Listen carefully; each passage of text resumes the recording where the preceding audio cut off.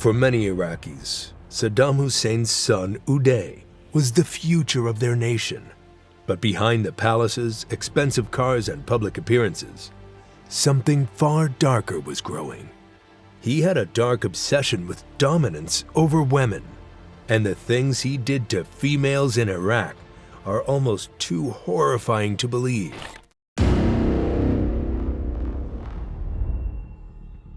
Uday Hussein was born on June 18, 1964 in Baghdad, Iraq. He grew up in one of the most powerful and feared families in the Middle East. From the very beginning, his life was surrounded by wealth, privilege, and protection. His father, Saddam, was already a rising political figure in the ruling Ba'ath Party, and his mother, Sajida Talfa, came from a respected family connected to Saddam's own relatives. As the eldest son, Uday was treated like a future king. Even as a child, he lived a life completely separate from ordinary Iraqis. He had private tutors, drivers, and bodyguards. He never had to face discipline, limits, or responsibility. At an age when most children were playing outside or going to school on foot, Uday was already being driven around in expensive cars, wearing designer clothes, and dining with politicians and generals. Every wish he had was granted instantly, and every mistake was ignored. His father's influence in Iraq grew quickly during the 1970s, and so did the fear surrounding the Hussein family. Saddam taught his children that mercy was weakness, and that loyalty mattered more than truth. Uday grew up watching his father's violent temper, the purges, and the executions of anyone who disagreed with him. From an early age, he learned that fear could control people better than kindness ever could. By the time he was a teenager, Uday's character had already started to show signs of cruelty. His teachers at Baghdad College and other elite schools found him impossible to handle. He bragged about his father's power and expected everyone to treat him like royalty.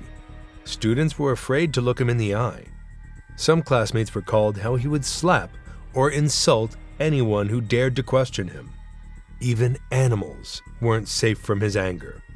He was known to harm them for amusement. When he entered the Baghdad College of Medicine, his behavior only got worse. He had no interest in studying medicine. He only wanted to use the school as a stage for his arrogance. Professors couldn't discipline him, and students who got on his bad side were threatened or beaten by his guards. He often arrived late, drunk, or in a flashy car showing off his power. His father's position protected him from any consequence. Every time Uday got into trouble, someone else was punished instead. The people around him learned to stay quiet, to smile, and to pretend that nothing was wrong. This silence allowed his worst traits to grow unchecked, which would later turn into something much darker. By the late 1980s, Uday's power had grown to frightening levels. He was no longer just the spoiled son of a dictator.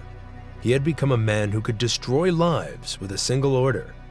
Saddam had given him several important titles, including head of the Iraqi Olympic Committee, the National Media Network, and youth organizations. On paper, he was supposed to promote sports, oversee television programs, and guide the younger generation.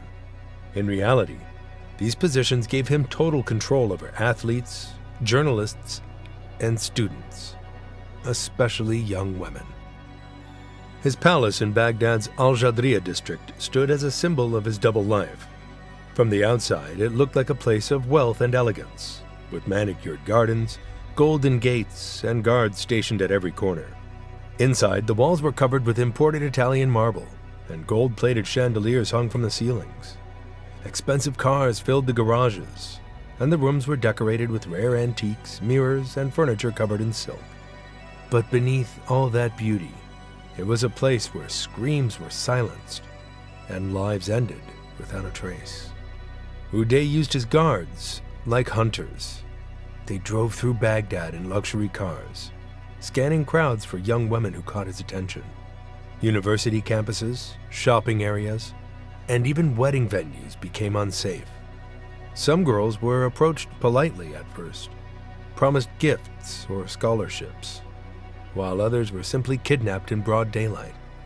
Families who tried to report missing daughters were warned to stay silent because everyone knew who was behind it.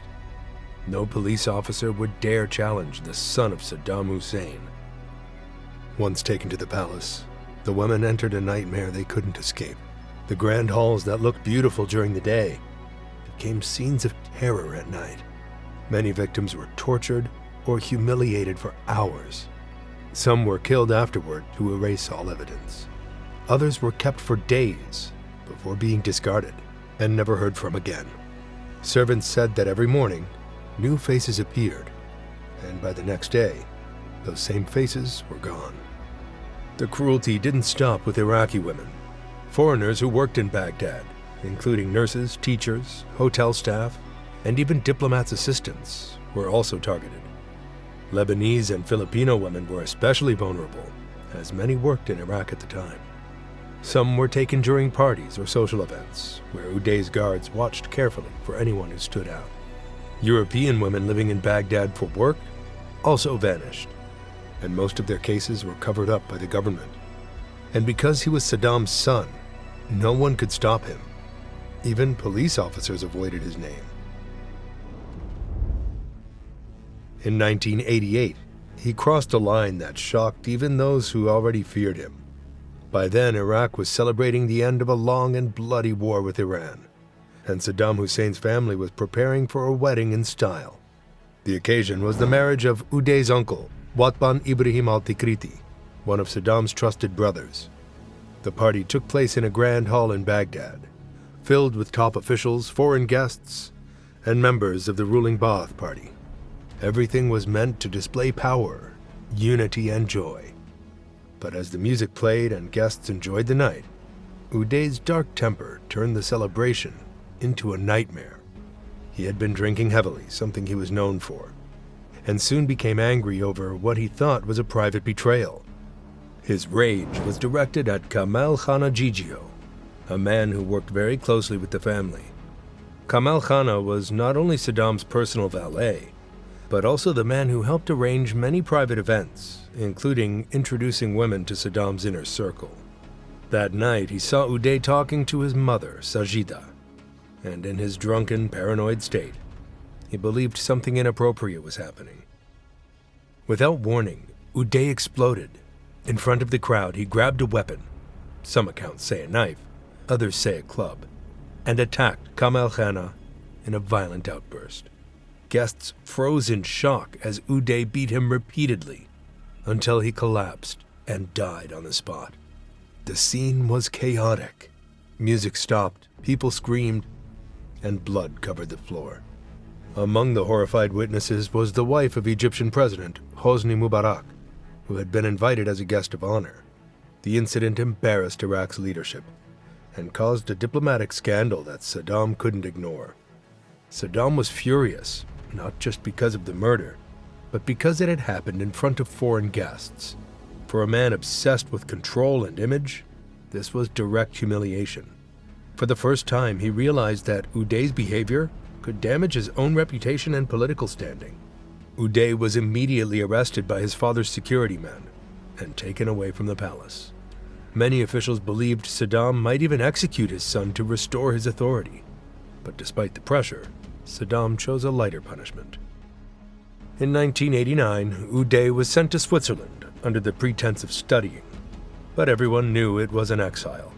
Saddam hoped distance might calm his son's violent behavior. During his time there, Uday lived in luxury, spending his days driving expensive cars and hosting parties. He showed no sign of regret for the murder. After a few months, he claimed he was sick and demanded to return home for medical treatment. Saddam allowed it, either out of guilt or because he couldn't bear to keep his favorite son away. When Uday returned to Iraq, it was clear he had learned nothing. In fact, the opposite happened. He realized that even the worst crime had not cost him his life. That knowledge gave him a new level of confidence. From that point onward, Uday's cruelty grew bolder and more reckless. When Iraq invaded Kuwait in August 1990, the country descended into chaos. While soldiers fought on the front lines, Uday Hussein saw the situation as a new opportunity for personal pleasure and control. In the confusion of war, thousands of Kuwaitis were captured and taken back to Iraq, including women and young girls. Many were sent to prisons or detention centers, while others were handed over as rewards to powerful men in Saddam's circle. Some were even presented as gifts to Uday and his brother Qusay, as if they were property. Uday quickly took advantage of the situation. He sent his men to prisons and military camps to select women he found attractive. These women, some as young as teenagers, were brought to his palace in Baghdad. Once inside, there was no escape. Uday treated war like a game, where he could do whatever he wanted without consequences. According to reports later shared by Iraqi defectors, he used torture as entertainment. Victims were beaten, burned, or assaulted for hours, while Uday laughed and watched. He filmed many of these acts, keeping them as twisted trophies. At the same time, Uday was in control of Iraq's media. This gave him complete access to schools, television stations, and theaters across the country. He often summoned young actresses, models, or singers to his offices, pretending it was for a patriotic interview or a cultural program. Once the women arrived, guards would take their phones and lock the doors. Most of them were never seen again. Families who went to look for their daughters were threatened or arrested for asking questions. One story that spread quietly among Iraqis was about a popular singer in Baghdad who was invited to perform at one of Uday's private parties in 1992. When she refused his advances, he attacked her in front of his guests, breaking her bones and leaving her badly injured. Her career ended that night. Weeks later, her body was found, and the case was quickly covered up. No one dared to speak her name again. These stories traveled by whispers. People were too scared to mention Uday's crimes in public, but everyone knew. Parents begged their daughters not to attend parties or accept any invitation from government officials. Beauty, talent, or fame became dangerous in Iraq. For many young women, staying unnoticed was the only way to survive. Uday's cruelty did not stop at sexual violence. His thirst for pain went beyond what most people could even imagine. He enjoyed seeing others suffer and made it part of his daily life. He turned sports into a source of terror. Athletes who failed to win medals were punished brutally. Some were beaten with cables, locked in prisons, or had their feet crushed with wooden clubs. Those who tried to protest were forced to run long distances on broken legs, or were sent to military jails. But for female athletes, the nightmare was even worse. Many were sexually assaulted by Uday himself under the excuse of discipline.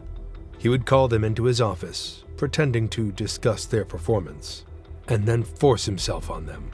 Coaches and teammates knew this was happening, but they couldn't intervene without risking their lives. Some of these women later fled Iraq, telling the world what they had endured, but many others disappeared entirely. Even Uday's own guards lived in fear of him.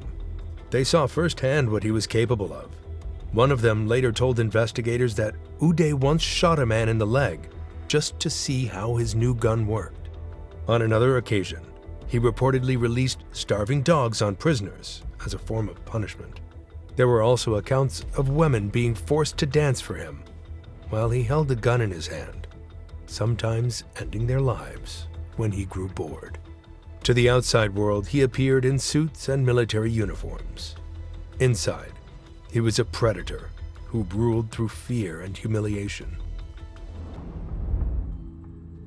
But his downfall started brewing by December 1996, when his life nearly came to an end. As his car drove through Baghdad's upscale Mansour district, gunmen suddenly opened fire. Witnesses later said they heard a storm of bullets, more than 50 rounds, tearing through the street. Uday's bodyguards were caught off guard, and by the time they reacted, the attackers had already escaped. Uday's car was riddled with holes, and he was found bleeding heavily, barely clinging to life. Doctors at Baghdad's Ibn al-Nafis hospital worked for hours to save him. 16 bullets were removed from his body, but the damage was severe. One bullet had struck his spine, leaving him partially paralyzed. He would never walk properly again. For months, he needed help just to stand or move. At one point, rumors spread that Saddam himself was unsure if his son would survive. But Uday did, and instead of changing, the attack made him worse. His brush with death filled him with rage and paranoia. He became convinced that the people around him were secretly plotting against him. He increased his personal security, filling his home with dozens of armed men and installing surveillance cameras everywhere. He rarely went out in public again, preferring to rule from behind closed doors. Rather than calming down, Uday's cruelty deepened. He began to take revenge on anyone he suspected to be connected to the attack. Security forces raided homes without warning. Entire families were taken away in the middle of the night, accused of helping the gunman. Some were tortured to extract confessions, even when they knew nothing. Women, too, were targeted, punished for being related to or even knowing someone Uday mistrusted. Baghdad's residents whispered about the list he kept, which included names of people who would disappear, one by one. The injury didn't humble him. It made him vengeful. Uday's younger brother, Qusay Hussein, was the opposite in many ways. Calm, organized, and loyal to their father. Qusay was everything Uday was not. While Uday sought attention and luxury, Qusay preferred to stay out of the spotlight, quietly managing Iraq's security forces and intelligence agencies.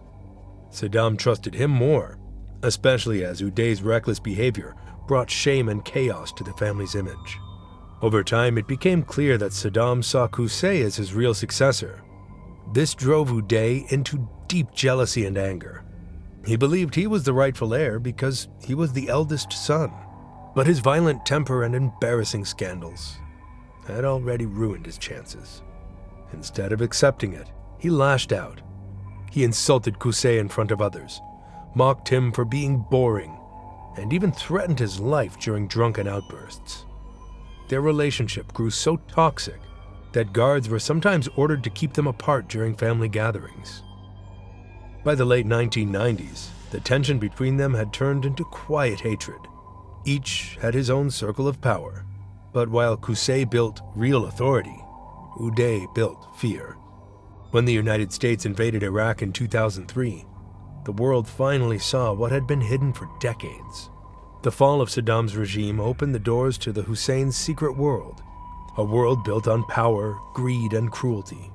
When American troops entered Baghdad and began searching Uday's properties, they discovered rooms that looked like they belonged to a king. But behind the beauty was rot. In the basement, there were torture chambers, with bloodstains, chains, and electric cables still attached to the walls. Soldiers even found golden pistols and diamond-encrusted weapons. Among his personal items were photographs, recordings, and piles of women's clothing and jewelry. Documents and tapes hinted at years of kidnapping, torture, and murder. After the regime fell, people who had been too afraid to speak finally began to tell the truth. What shocked the world wasn't just Uday's behavior, it was how openly he was protected. His crimes were not secrets within Iraq's government. They were ignored and often covered up. Police officers, ministers, and military commanders all knew what was happening, but no one dared to act. As Baghdad fell and the war spread, Uday's world began to collapse. The man who once lived surrounded by guards, luxury, and fear was suddenly running for his life. Along with his younger brother Qusay, he fled north to the city of Mosul. There they hid in safe houses, provided by the last few loyalists still willing to risk their lives for them. For months, the brothers stayed out of sight, moving from one villa to another as American and Iraqi forces hunted them. They knew there was no going back. Saddam had already gone into hiding, and the family's empire of fear was crumbling piece by piece. Still, Uday refused to surrender. He believed he could escape, rebuild, or at least die on his own terms. But on July 22, 2003, Their hiding place was discovered. Acting on a tip from a local informant, U.S. troops surrounded the house where Uday and Qusay were staying. The standoff lasted nearly 4 hours. The brothers fired from inside the villa, refusing to come out. Heavy gunfire and explosions followed, until the house was reduced to rubble. When it was over, both Uday and Qusay were dead. DNA tests confirmed their identities, ending years of terror in a single day. When the news reached Baghdad, people poured into the streets. Many Iraqis wept, not from sadness, but from relief. For the first time in decades, they could breathe without fear of the Hussein sons. But for thousands of families, the victory came too late. Mothers still searched for missing daughters. Women still carried scars of torture, and countless lives were left shattered. Uday's death ended his reign of horror, but the pain he caused continued to live on in the hearts of those who survived him.